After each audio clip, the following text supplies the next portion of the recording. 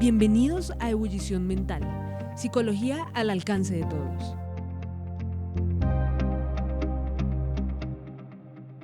Hola, hola, bienvenidos a todos, gracias por escucharnos, gracias por estar aquí, gracias a nuestros invitados que siempre ponen de su conocimiento y de su tiempo para acompañarnos.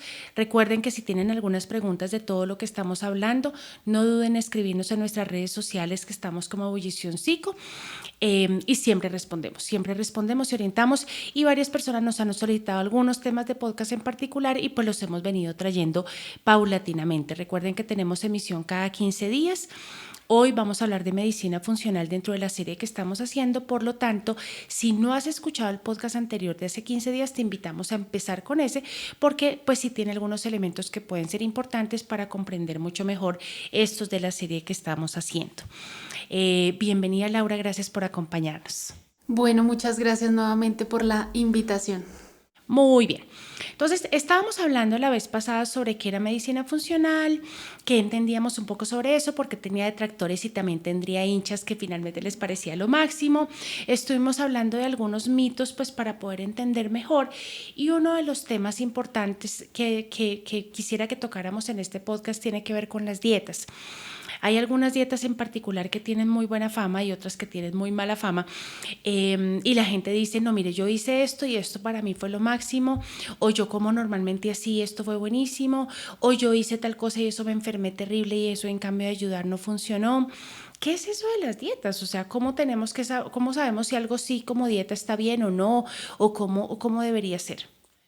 Bueno, saber si una dieta está bien o no, pues depende de cada persona. O sea, creo que requiere de un asesoramiento de una persona que te guíe sabiendo tus enfermedades, tu genética, tu estilo de vida para saber y guiarte cuál es la mejor dieta en teoría para ti.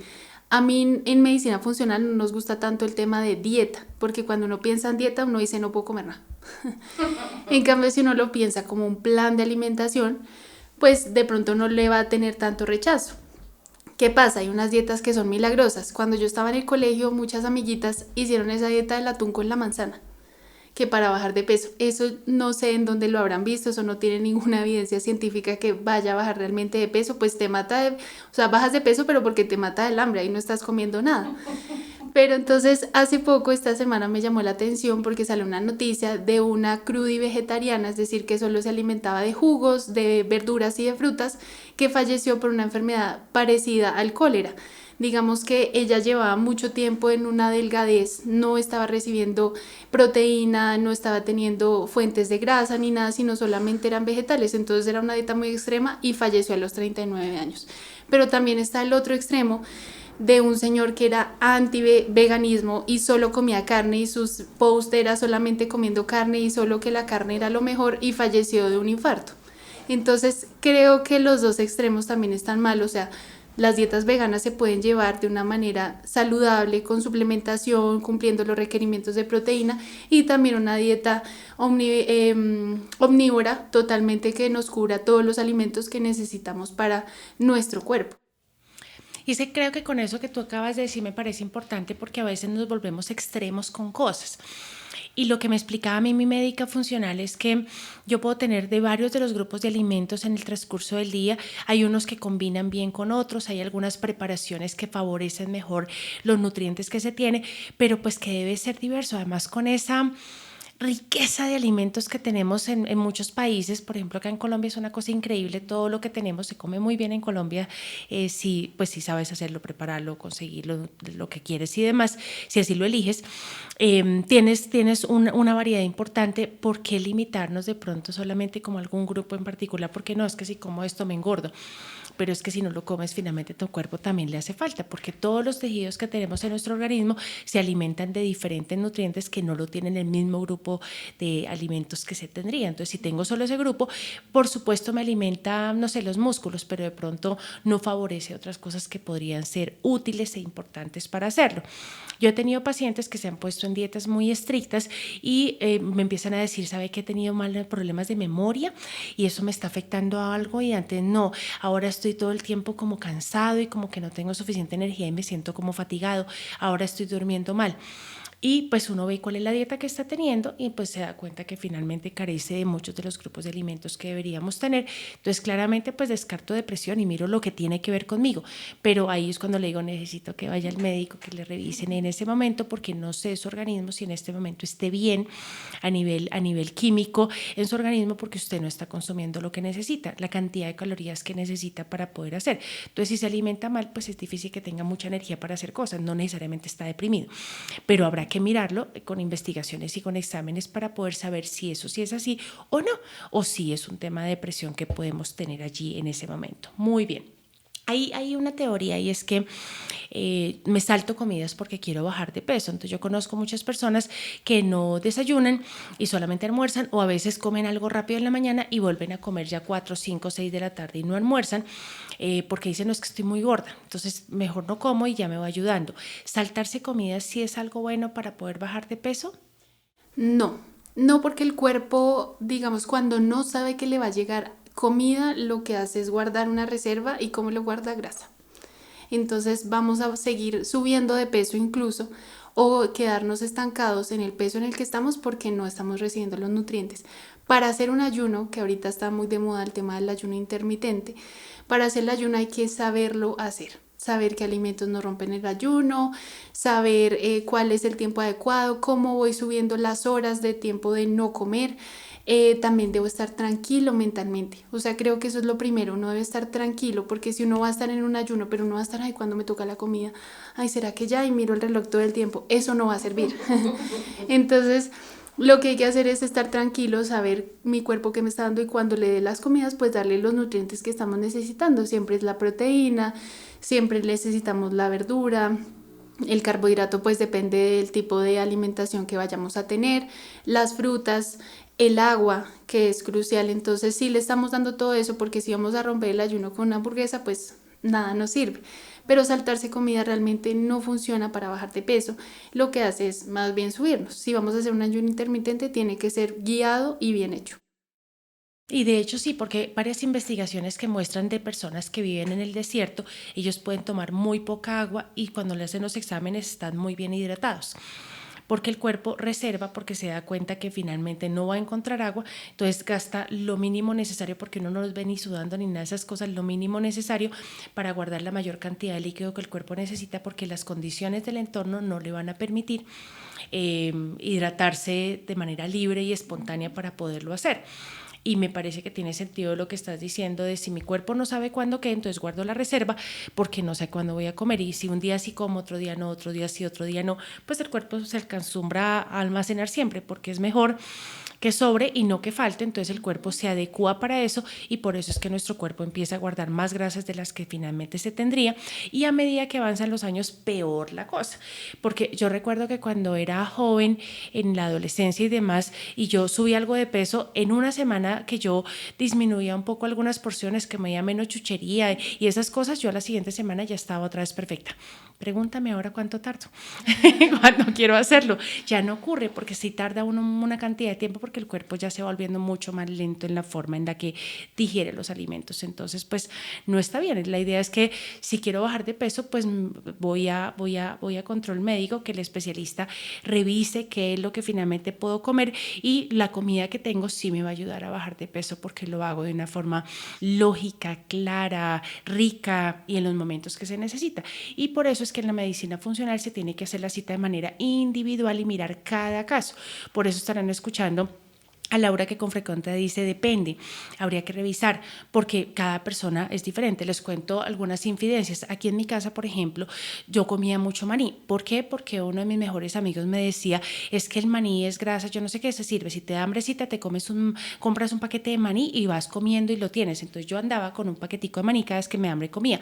Cuando me hicieron el test de alérgica, soy alérgica al maní y tiene una cantidad de grasa súper nociva para mi cuerpo.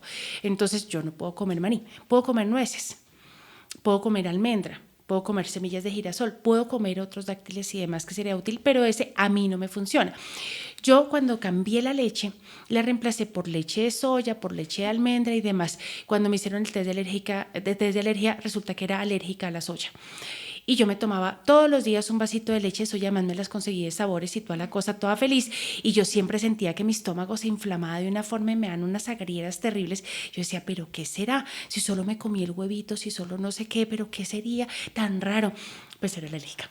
Entonces hay muchas cosas que puede que para ti estén bien, pero no. Mi esposo ama la piña y es alérgico a la piña cuando le hicieron el test de alergia. Entonces uno diría, ¿por qué suceden estas cosas? Y por eso es importante que me hagan toda la valoración para que yo sepa qué sí debo comer y qué no, y qué sirve, porque a veces preparamos lo mismo para todos los miembros de la casa, pero no siempre los ingredientes que usamos a todos les conviene. Sí podemos hacer una sola preparación, porque si no se vuelve la locura, ¿qué tal preparándome menú independiente?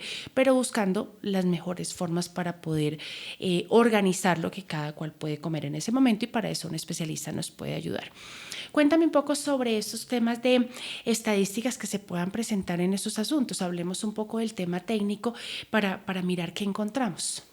Bueno, hay algo que se llama enfermedades no transmisibles, es decir, las enfermedades crónicas. ¿Cuáles enfermedades crónicas? Pues cardiovasculares, diabetes, hipertensión, todo eso. Es muy importante hablar de este tema porque nomás en el 2016 las muertes, o sea, ahorita es la primera causa de muerte. Lo segundo es que el 71% de las muertes se atribuyó a eso en 2016. Y acá en Colombia nosotros tenemos una encuesta que realiza el ICBF, y la última que hizo fue en 2015, y una en 2018, dice que el 56% de los adultos están en obesidad o sobrepeso. Es decir, si eso fue en 2015-2018, imagínense cómo vamos a estar ahorita. No, y después de pandemia, porque finalmente a mí muchos de mis consultantes llegan y me dicen, no, yo venía como viendo, pero entró la pandemia y me puse como un barrilito, porque obviamente ¿qué hace uno? Pues comer. ¿Con qué se entretenía? Pues preparando torticas y cosas y demás, y todos encerrados y toda la cosa, pues eso era una cosa muy terrible. Imagínate ahora. De hecho, esta estadística empeoró porque cuando yo la trabajé con mis estudiantes de adultez, vejez y muerte, como en el 2010, era el 50%. Y mira, en tan pocos años llegamos al 56%.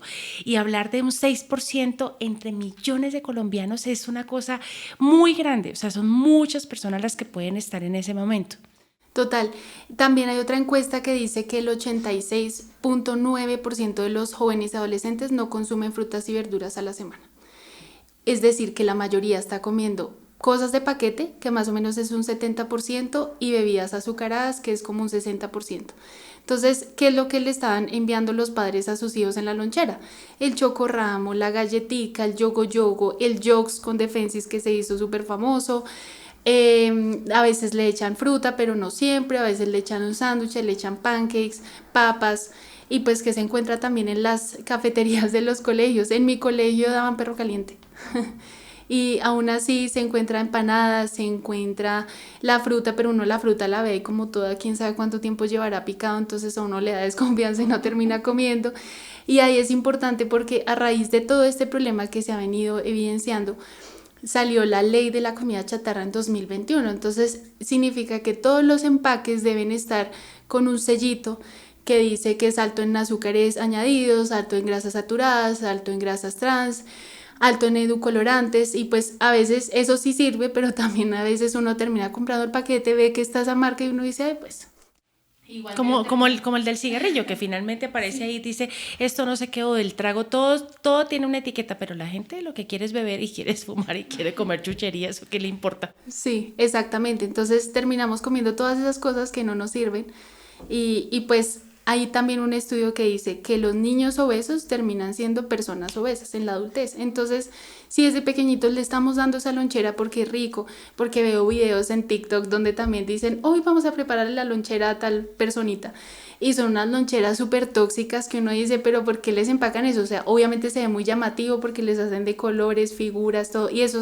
es lo que también recomendamos nosotros, pero ¿por qué no empacarles cosas que realmente les sirvan?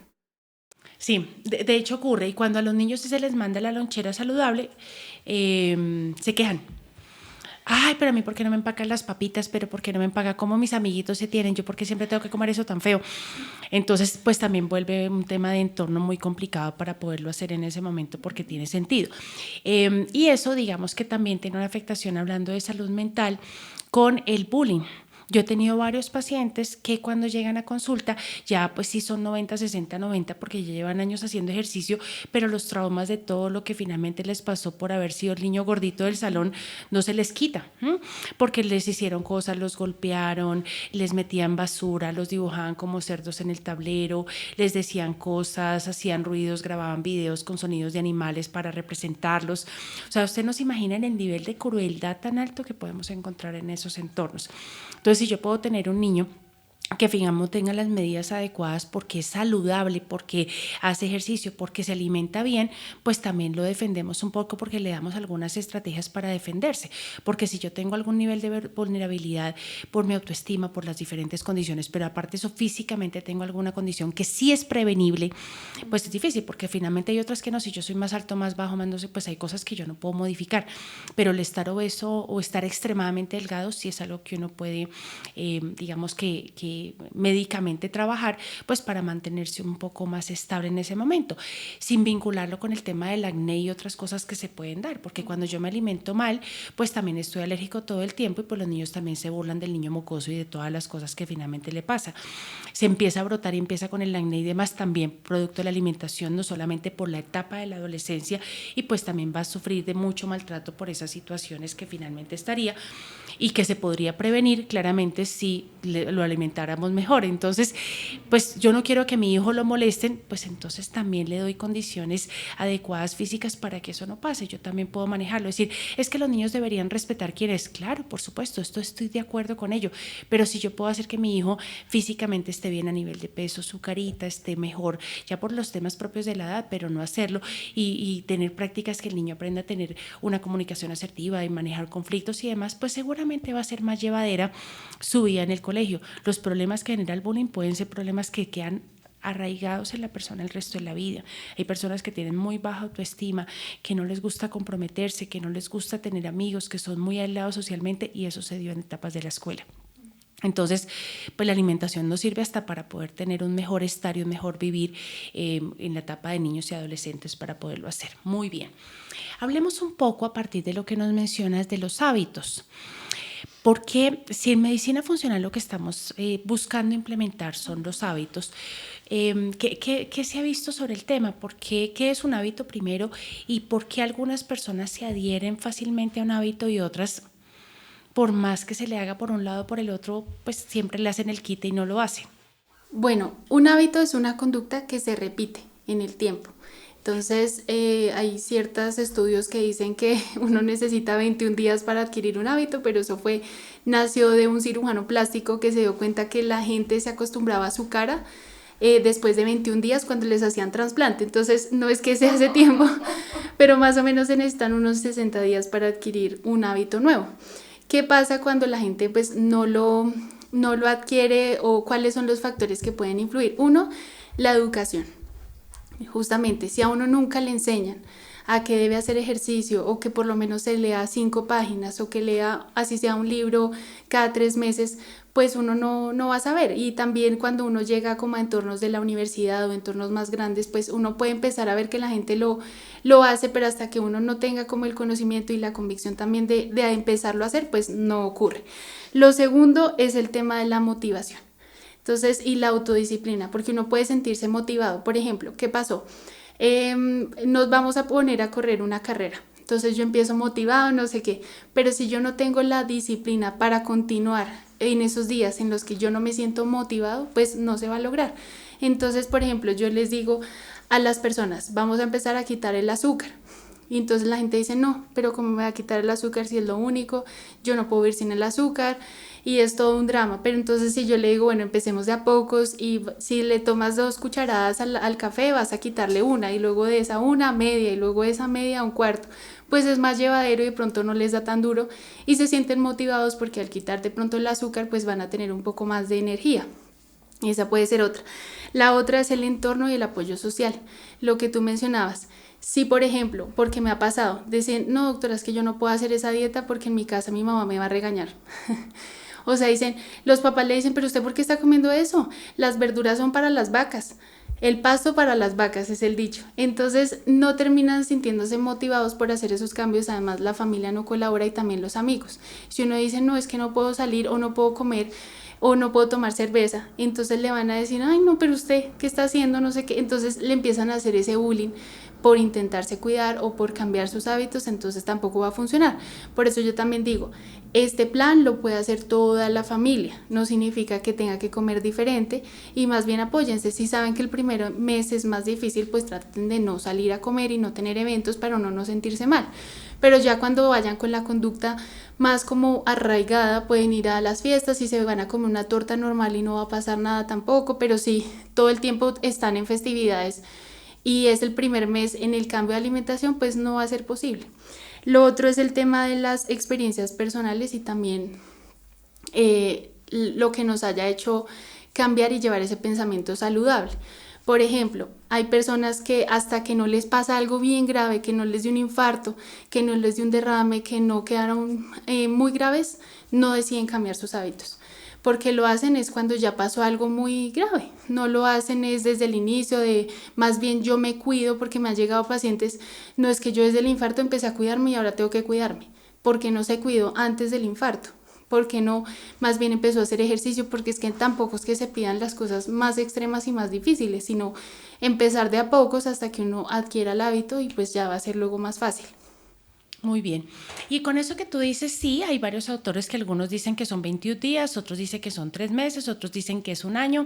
O sea, eso, y cada uno, digamos, que tiene alguna fuente de alguna investigación que han hecho para poderlo hacer. Lo que yo sí tengo claro es que hay que buscar repetirlo con la mayor cantidad de condiciones similares al momento de implantar un hábito para que quede instaurado en mí. Si yo quiero aprender a hacer ejercicio y hoy sí hago, mañana no, hoy hago 20 minutos, en 15 días no hago, luego vuelvo, me voy para ciclovía y hago todo el día de ejercicio, luego ese hábito no va a estar. Pero si yo todos los días hago 10 minutos de ejercicio, voy acostumbrando a mi cerebro que esta es la hora del ejercicio. De hecho, han hecho una cantidad de investigaciones donde miran, digamos, la tasa cardíaca de los deportistas, miran su actividad cerebral y el cuerpo antes de empezar a ejercer ejercicio, cuando ya lo hace siempre a la misma hora, ya está listo y ya tiene la preparación física como si ya hubiera estado haciendo ejercicio. O sea, su corazón ya está listo, sus piernas, su cabeza, todo está listo como si ya estuviera haciendo ejercicio y ya llevara un buen tiempo haciéndolo. Entonces, cuando yo tengo estas posibilidades, pues termina siendo muy interesante porque ya me acostumbro. Ya hay gente que dice como, uy, no, la semana que no hago ejercicio, eso me pongo súper mal, no puedo dormir bien, me pongo súper irritable, ya es algo necesario para mí porque lo necesito de forma constante. Que uno cuente con personas a hacerlo y yo los invito a que tengan las conversaciones responsables con quien corresponda para ayudar al cambio del hábito. Yo he tenido con consultantes muchas veces que entrenar esas conversaciones responsables para que le enseñen al otro por qué está bien y decir como, mira mamá, yo sé que tú me amas infinitamente, yo sé que tú quieres lo mejor para mí, quieres que realmente podamos alimentarnos de la forma en la que a ti te enseñaron y consideras que es así. Lo que pasa es que yo en este momento estoy haciendo una transformación de alimentación y si como esto que tú me estás ofreciendo a diario, pues no voy a lograr lo que yo deseo a nivel de mi salud, a nivel del manejo de la enfermedad, a nivel de mi peso, a nivel de lo que la persona esté pretendiendo lograr en ese momento. Y no actuar con desprecio, decir, uy, no sé qué, sino simplemente enseñarle al otro por qué es, porque esos alimentos son los convenientes y pues a través de medicina funcional siempre te explican. Entonces a mí siempre mi doctora me explicaba qué era y por qué. Entonces cuando a mí alguien me decía, pero ¿por qué se come eso? Yo le podía explicar con total tranquilidad y la persona decía, no sabía, muy bien, es interesante, y bajan un poco la prevención porque hay cosas que uno come que a veces pueden sonar un poco raras o no tan frecuentes. Lo digo raras es porque no es frecuente y no es habitual, no porque sea algo malo ni mucho menos, y hace que se genere un proceso de transformación. Ahora bien, si hay alguna persona que definitivamente no te ayuda para lo que tú quieres hacer, pues cambiar.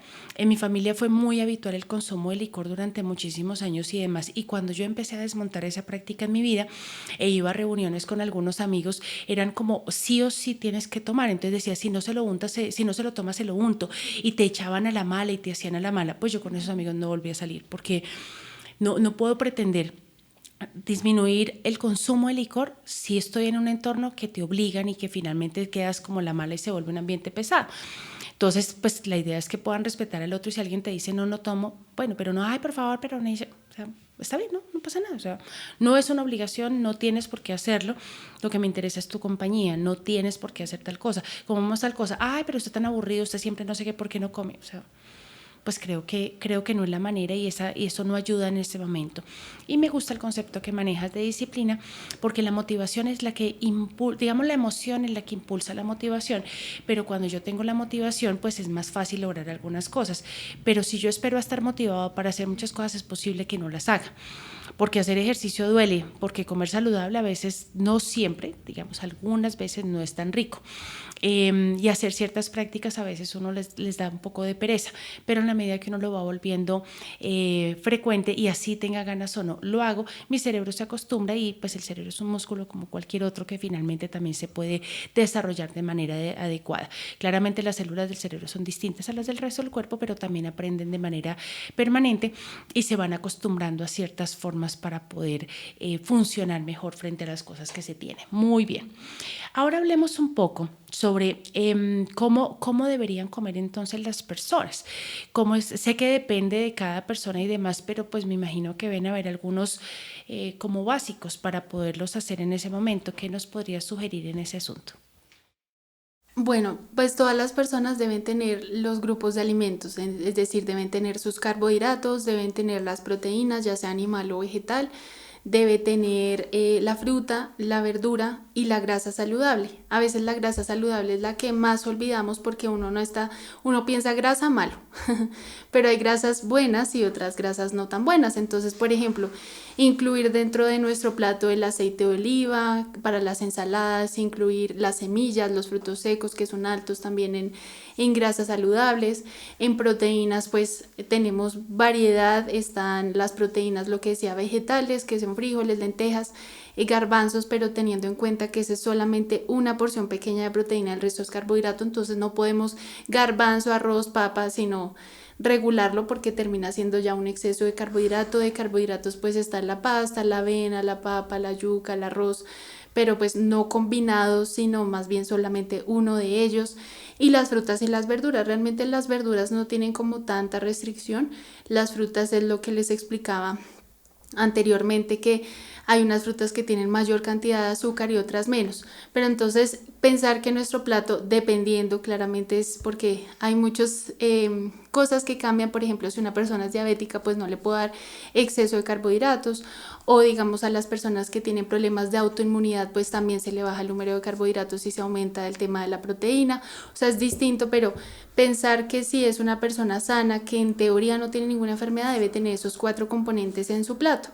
Ya sabemos el orden de consumo: fruta, verdura, proteína y carbohidrato, y que más o menos lo organicen. ¿Qué otra cosa es importante? El tema del agua. El agua, muchas veces dicen tome 8 vasos de agua al día, y no es tan así. El agua se calcula según el peso y según el clima en el que estamos. Si estamos en Bogotá, pues va a ser menor la cantidad, porque si estamos en tierra caliente, pues sudamos más y necesitamos mayor ingesta de agua.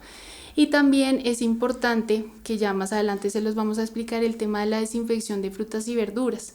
Hay mucha gente que no lo tiene o solamente las limpia con jabón, o se hizo muy famoso en la pandemia el Clorox, el hipoclorito, y realmente eso no se intoxicaron. Si viste que hubo familias que se intoxicaron porque cogían la fruta y hacían un balde grande y le echaban un poconón de cloro y después no lo sacaron bien, y cuando comieron y toda la familia para el hospital y demás porque se habían intoxicado. Exactamente. Entonces hay una forma muy fácil para que todo el mundo la haga desde casa, y es agua con sal. O sea, coger un tazón de agua, 1 litro de agua, colocarle 7 cucharadas de sal, ahí hacemos una solución salina y ahí colocamos frutas y verduras, sumergimos, limpiamos. Así eliminamos todas las toxinas que traen las frutas, porque como ya lo mencioné, la contaminación ambiental que tenemos ahorita es muy, muy fuerte. Y ya se han descrito muchas enfermedades que en el siguiente podcast estaremos hablando, que pueden desarrollarse ya a partir de estas toxinas que ingresan a nuestro cuerpo. Entonces, esta sería como la recomendación principal. Muy bien, muchas gracias Laura por todo lo que nos cuentan. Vienen 2 más de la serie. En uno vamos a hablar de los trastornos de conducta alimentaria, qué es, cómo y demás, y pues desde la medicina funcional cómo nos puede apoyar el proceso, y los trastornos neurocognitivos que también se están dando por alimentación. Entonces también eso es importante revisarlo, porque a veces solamente pensamos que es una condición genética y resulta que hay cosas que empeoran un poco los diagnósticos que podemos tener. Y la idea es que, pues, por supuesto, lo trabajamos desde salud mental, pero también podemos tener otras fuentes de beneficio en el que podamos ayudarnos a nosotros. Entonces, si tienes algún familiar, algún amigo que quizás esté en alguna situación o tenga algún familiar que esté en la situación, para que le puedas compartir este material. Un abrazo y muchas gracias por estar con nosotros. Muchas gracias. Bueno, recuerden que nos encuentran en nuestras redes sociales. Estamos en Instagram, Facebook, Twitter, LinkedIn, YouTube, TikTok y nos encuentran como Ebullición Psico o en nuestra página web www.ebullición.com.co. Ebullición Mental es posible gracias a nuestra directora general Erika Marcela Rojas, Community Manager Laura Rincón, producción, edición y mezcla de audio Juan Pablo Guerrero y Catalina Pardo. Música original Juan Pablo Guerrero. Grabación, edición y colorista María José Agudelo. Diseñadora Paula Casallas.